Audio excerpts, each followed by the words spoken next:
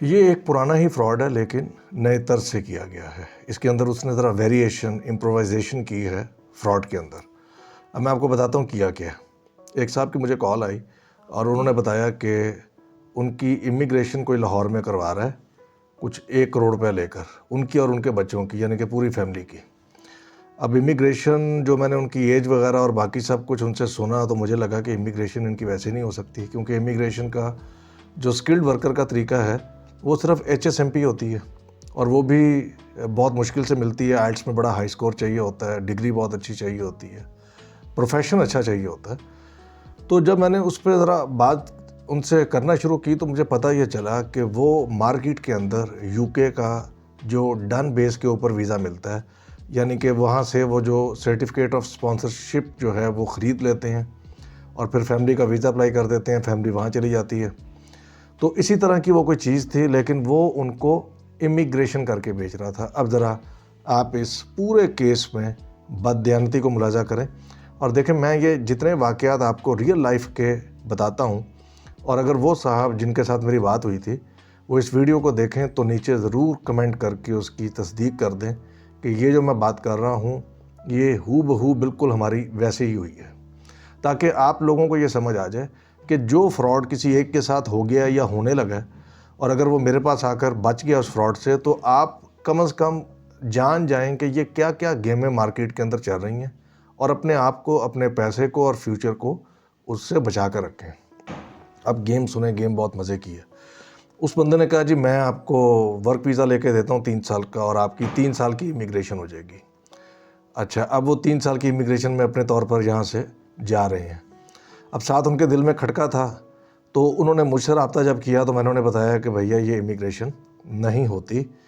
अब आपकी एज भी इमिग्रेशन वाली पाकिस्तान से तो बिल्कुल ही ख़त्म हो गई। हाँ, कोई पैसे वगैरह आप इकट्ठे करें और बिज़नेस की करवा लें तो वो एक सेपरेट चीज़ है, लेकिन वो भी UK की बहुत मुश्किल है, वो बहुत पैसे मांग लेते हैं। अब आ जाएँ वर्क वीज़े के ऊपर। वो उनको सेम वही जो केयर का, बुचर का और इस तरह से छोटे मोटे कामों का 3 साल का वर्क वीज़ा बेच रहा था इमिग्रेशन का नाम लेकर। पहली बात है कि ये झूठ है। वर्क वीज़ा होता है, इस पे आपका इमिग्रेशन PR का स्टेटस नहीं होता।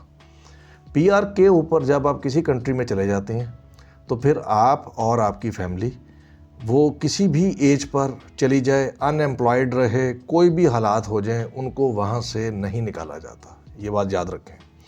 ये जो UK के, आयरलैंड के वर्क वीज़ा मिलते हैं, ये कंपनियों से ख़रीदे जाते हैं।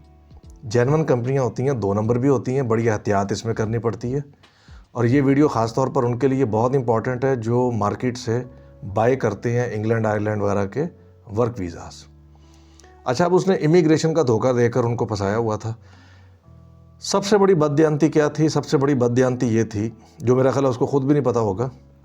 उनके 3 बच्चे थे। सबसे छोटे वाला बच्चा तो सेफ था, लेकिन जो ऊपर वाले 2 बच्चे थे उनकी उम्रें 16 और 14 साल थी। UK का रूल ये है कि जब आपके बच्चे 18 ईयर्स के होते हैं तो वो इंडिपेंडेंट हो जाते हैं, आपके डिपेंडेंट नहीं रहते।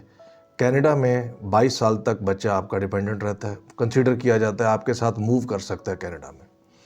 तो ये इन 2 कंट्रीज़ का डिफरेंस है, इसको जहन में रख कर कोई फ़ैसला किया करें।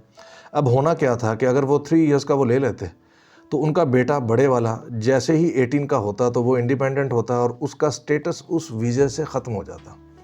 अब ये यहाँ से सोच कर जाते कि हमारी तो इमिग्रेशन हो चुकी है, लेकिन जब वो वहाँ पहुँचते तो होना ये था कि बेटा पहला निकल जाना था। और फिर UK का रूल है कि ये ILR आपको देता है, अभी जो करंटली चल रहा है वो 5 ईयर्स, और सुनने में आ रहा है कि शायद ये इसको 8 ईयर्स कर दें। तो बेसिकली ये कोई इमिग्रेशन नहीं है, ये उसी वर्क वीज़े को जो आम मार्केट में बिक रहा है उसको इमिग्रेशन का नाम देकर बेच रहा था। ऐसे जालसाजों से अपने पैसे और मुस्तकबिल और फैमिली को बचा कर रखें। दूसरी बात जो बहुत ज़्यादा इसमें इंटरेस्टिंग है वो ये है कि इनके 2 बच्चे निकल जाने थे। ये तो बात की बात है, ये तो तब होता जब वो वक्त पूरा कर पाते। इस वक्त UK के अंदर शदीद क्रैकडाउन चल रहा है, आपकी कंप्लाइंस के इशू चल रहे हैं। केयर होम्स के जो बने थे उस पर वीज़ा निकले। पिछले 1-2 सालों में, 3 सालों में आप लोगों ने जो वीज़े ख़रीदे हैं, आपके मेजॉरिटी के वीज़े इस वक्त, वीज़ा मीन्स कि आपके जो UK में स्टे हैं वो शदीद ख़तरे में हैं, क्योंकि धड़ाधड़ वहाँ से आपको UK की जो अथॉरिटीज़ हैं वो ऐसे केयर होम्स बंद कर रही हैं और ऐसी कंपनियां बंद कर रही हैं जिन्होंने काम नहीं किया उस फील्ड में, बल्कि वीज़ा निकालकर फेक जॉब्स जनरेट की। लोग 2-2 साल से वहाँ पर जॉब कर रहे हैं।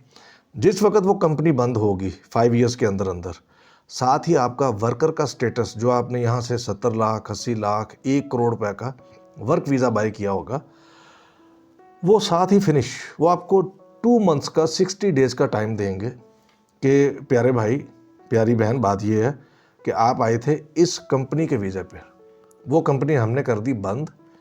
इन द मीन वाइल अगर आपको कहीं जॉब मिलती है, जो कि यूके के अंदर वैसे ही बहुत ज़्यादा इस वक्त मतलब एक इतना हमने वहाँ पर रश पैदा किया हुआ है इंडियन पाकिस्तानियों ने कि वहाँ जॉब के वैसे बहुत ज़्यादा शदीद मसाइल हैं। ऐसा फ़ैसला करने से पहले कम से कम जब आपने लाखों 80 लाख लगाने हो तो कम से कम 30 40 50 हज़ार लगाकर कोई अक्लमंदाना मशवरा तो कम से कम किसी से लेना। अब उन साहब के 2 बच्चे फारिग हो जाने थे, अगर वो इंग्लैंड चले जाते तो भी, नंबर 1। नंबर 2, जब वो जाते पीआर समझकर और इतना पैसा 90 लाख 1 करोड़ 1 करोड़ 10 लाख लगाकर वो पूरी फैमिली लेकर जाते बेचारे, तो जिस दिन खुदा ना खास्ता उनका वो केयर होम, उनकी वो बुचर शॉप, उनका वो टेक अवे, उनका रेस्टोरेंट नॉन कंप्लाइंस की वजह से यूके बैन करता, तो यूके इस चीज़ का पाबंद नहीं है, क्योंकि यूके ये समझता है, हर कंट्री ये समझता है कि आप उनके पास जेन्युइन तरीके से आए हैं। अगर आप इन जेन्युइन तरीक़ों से जा रहे हैं, यानी कि बाय करके, वो जेन्युइन तो बन जाता है, लेकिन साथ फिर ड्यू डिलीजेंस उसके लिए बेतहाशा ज़रूरी है। ठीक होगी बात? तो इसलिए अगर आपको कोई मार्केट में ये कह रहा है कि ये इमिग्रेशन हो गई, ये सरासर बकवास है।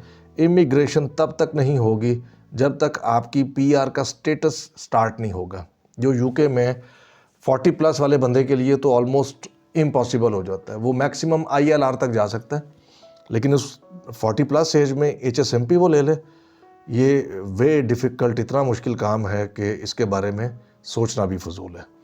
लेकिन अगर आप वर्क वीज़े पे जा रहे हैं तो इसको मेक श्योर करें कि आपकी कंपनी अगर खुदा ना खास्ता बंद हो जाती है, तो आप अगर फैमिली पूरी उठा के चल पड़े हैं तो उस फैमिली को मेंटेन करना भी उतना ही मुश्किल है। तो आप पहले कैसे डिसीजन करें, किस तरह से प्लान बनाएं, विद फैमिली जाएं, विदाउट फैमिली जाएं। देखें, दोनों तरीक़ों के अपने अपने एडवांटेज और डिसएडवांटेज हैं, लेकिन आपका स्टेटस वहाँ पर रेजिडेंट का रहेगा, वर्कर का रहेगा।